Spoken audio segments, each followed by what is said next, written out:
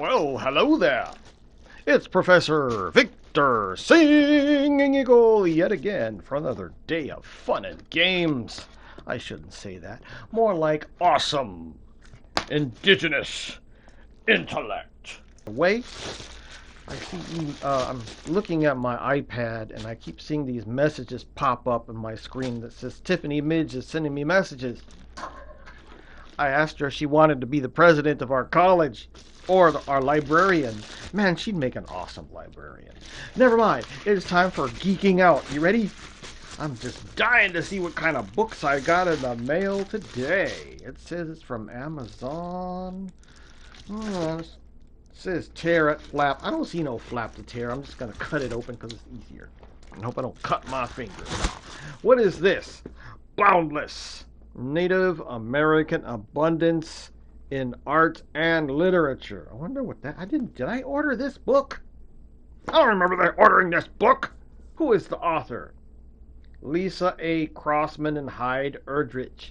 Oh, that's why I ordered it, because of Hyde Erdrich. Right.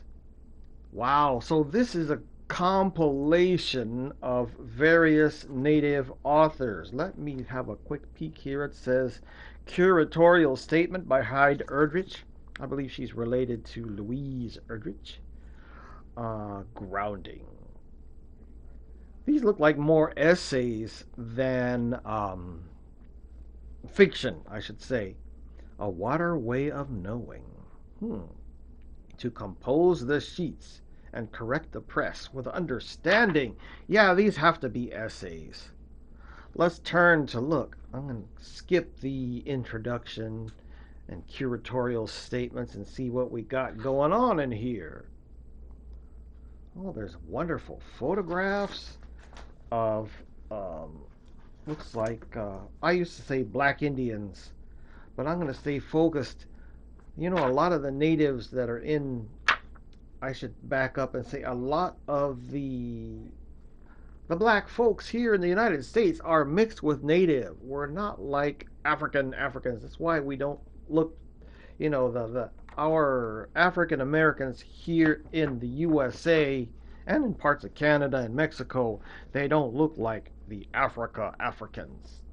So a lot of times you'll hear black people in the Americas reject the term African American because they say that's actually 50 foreign countries. We have more in common with America and the Native Americans than we do the Africas. But never mind. Let's see. Boundless, a water way of knowing.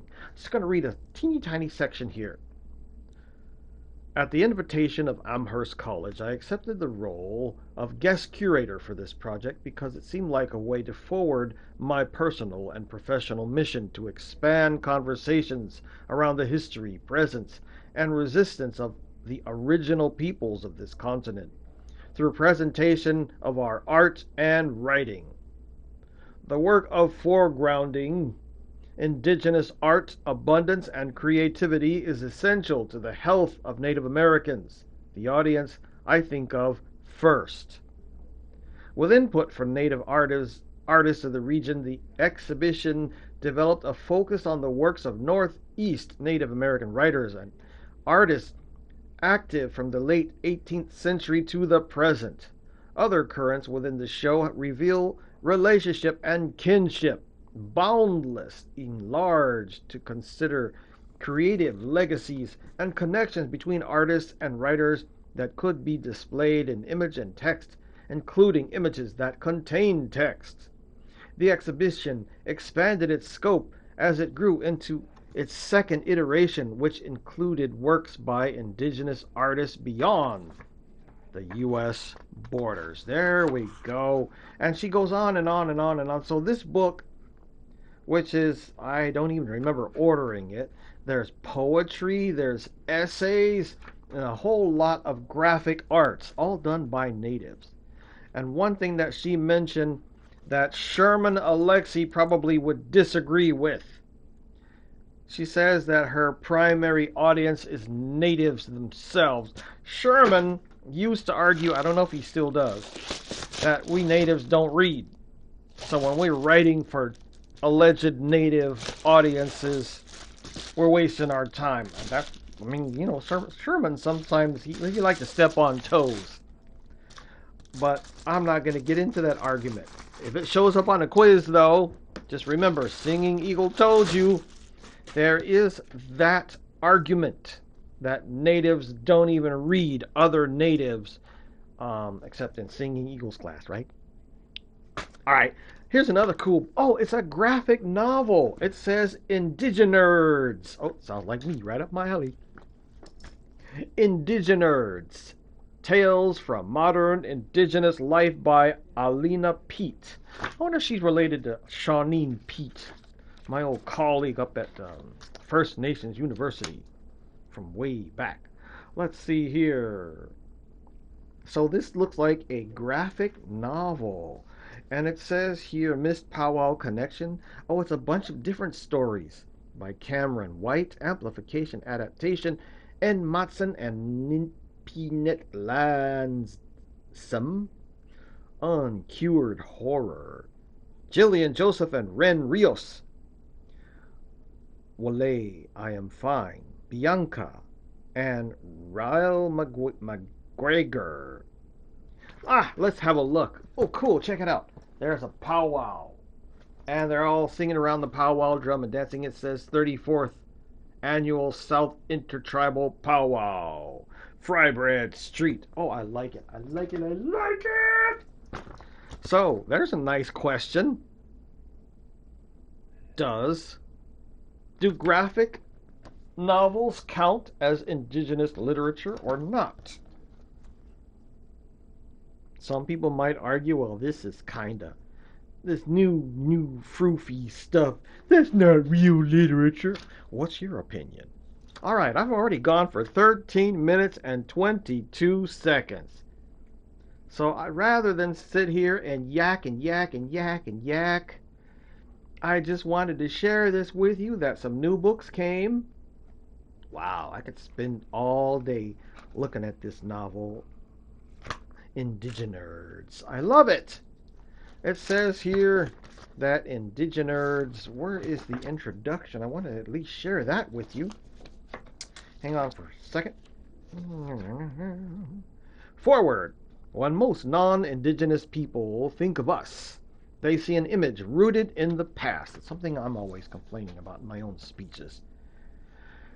Past of buckskins and teepees. And the end of the trail. You know that painting. That damned painting of the sad native dude on a sad horse.